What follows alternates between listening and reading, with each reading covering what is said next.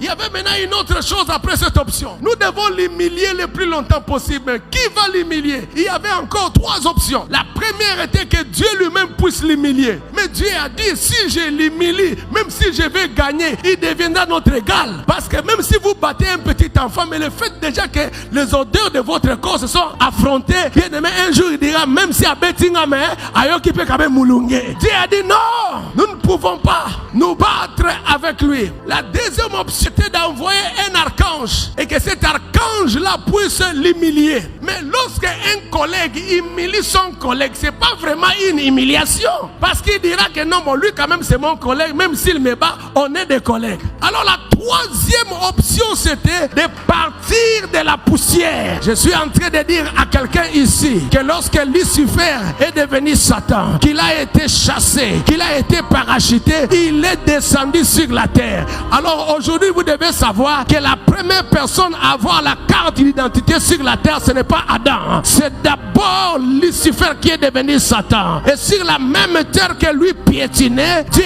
a dit, je descendrai moi-même et je prendrai cette poussière que toi tu piétines. Pourquoi Dieu devait prendre la poussière? Parce que son corps était composé de pierres précieuses. C'est avec ça qu'il s'enorgueillissait. Mais il ne savait pas que celui qui a fait de toi sardoine, diamant, chrysolite, c'est Dieu.